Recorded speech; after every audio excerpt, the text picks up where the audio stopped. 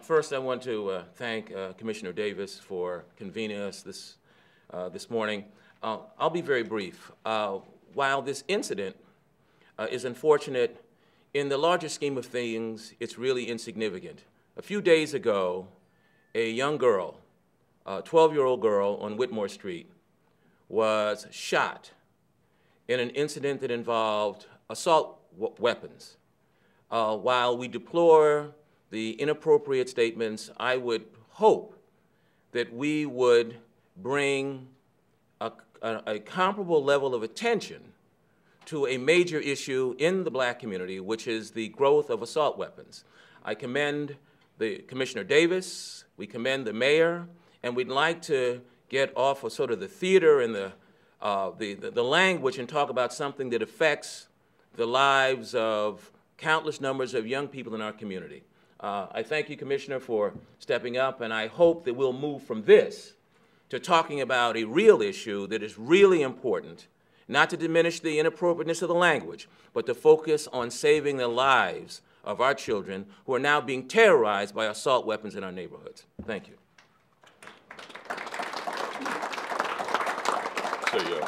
That's a point well taken, and I want to mention that Mayor Menino has convened a meeting that's been in the works for several weeks now that will take place tomorrow with the ministers to talk about this issue that Reverend Rivers so appropriately points to as the very serious problem of violence in our community.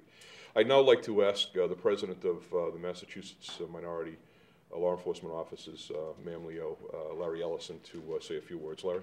Thank you, Commissioner. Good to see you. My name is Larry Ellison, the president of MAMLEO, the Massachusetts Association of Minority Law Enforcement Officers.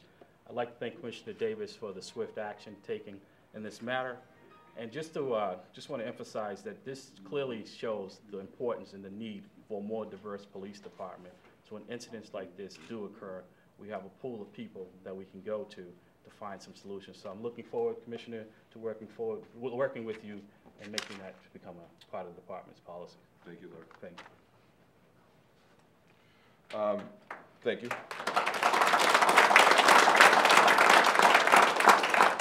Next, we have Karen Payne from the NAACP. Karen?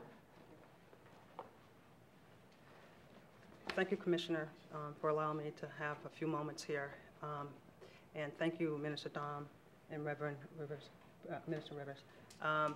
The quotes and the comments that have come forth thus far are very important.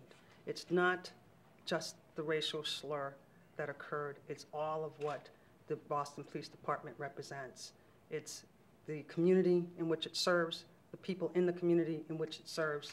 It's very important that we feel safe and that the people that are protecting us with their full hearts.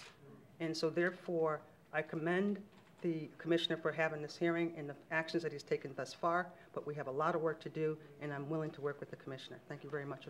Thank you, Karen. Thank you. And finally, we have Reverend Jeff Brown. Jeff, 10-point call. Thank you, Commissioner, for this opportunity to speak. I want to thank all who've spoken so far on this disturbing issue. I had the opportunity to read the letter that was written by Officer Barrett and listen to his comments.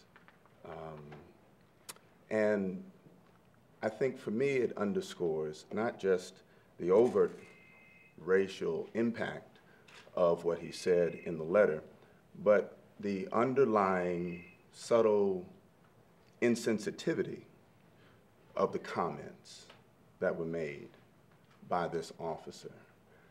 I know that the Commissioner is committed as a commissioner to eradicate this kind of mentality within the department, but it is more than just an overt act. It is also marked in subtle behavior, and that's what we need to root out.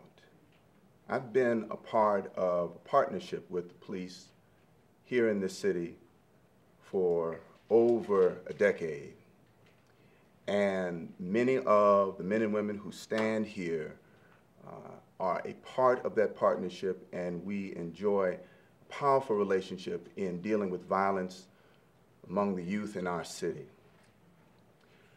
I hope that the investigation would reveal where the email went to within the department. I hope it reveals the responses of Officer Barrett's colleagues so that we would know who said what.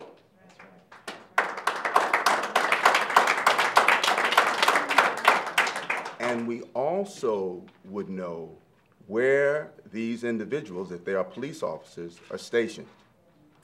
We deal with young people on the street in a very difficult balancing act of public safety and services for those who are at proven risk. We can't afford to have this kind of mentality permeate the work that we're doing. That's right. Thank you. Right. We can't afford to allow officers to subtly hold this kind of racial attitude in their hearts while they're dealing with our youth and our community.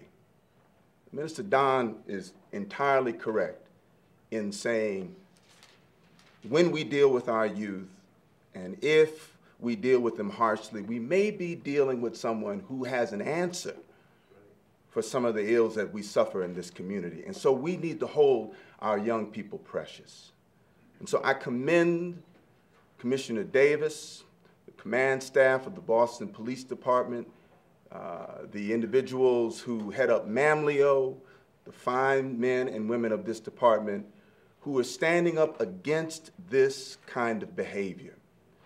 But it also needs to extend all the way through the department.